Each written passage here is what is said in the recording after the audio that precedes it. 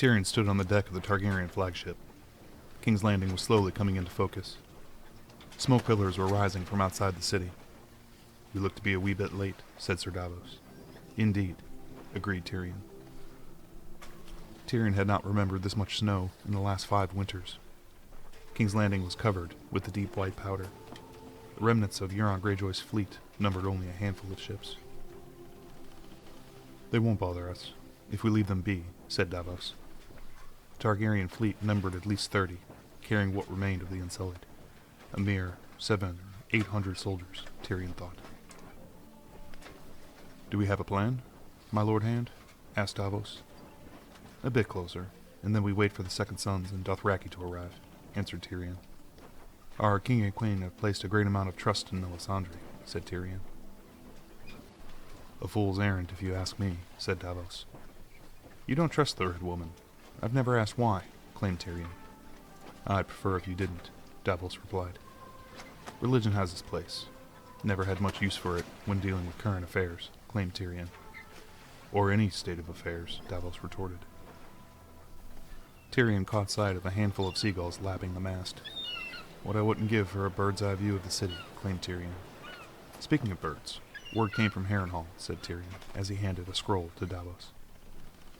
"Bad news?" asked Davos. "The worst," answered Tyrion. "My God.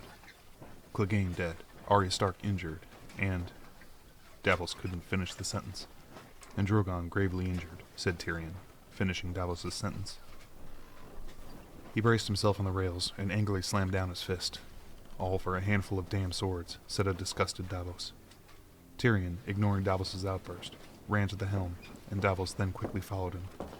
"Helm, report your heading," demanded Tyrion. "Due west, into the bay, my lord," he replied. "What's in your head?" asked Davos. Tyrion turned to the Blackwater map, sitting opposite of the helm. "There," pointed Tyrion. "The smoke is to the west of the Blackwater Rush, where the dead are not marching on the city," said Tyrion. Davos looked confused. "Our army is marching southeast, on the west side of the river, and the dead are on the east side of the river," said Tyrion impatiently. Davos was still working it out when Tyrion shouted, "Cersei has engaged our forces as the dead march on King's Landing," he shouted. Davos looked as the ship changed course to sail deeper into the bay. "Bring us around the southern end. I want a good vantage point of our people," Tyrion demanded, and the helm acknowledged. Minutes passed and neither man spoke, until Davos broke the silence. "Fuck me," he said. Once they cleared the Red Keep, it became obvious to both of them. The Golden Company had split their ranks on both sides of the river, and were engaging both the living and the dead.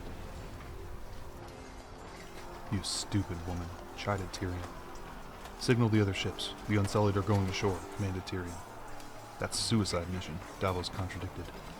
"Then you won't like what we're going to do," said Tyrion. "I loathe your plan already," said Davos. "Ready the skiffs, Sir Davos. We're going ashore," said Tyrion. "Whoa, wait a moment. If the Red Woman won't change Cersei's mind, how will you?" demanded Davos. "Either I die on the beach, or I die in the castle. Difference being, in the castle, at least I can find a damn drink," laughed Tyrion.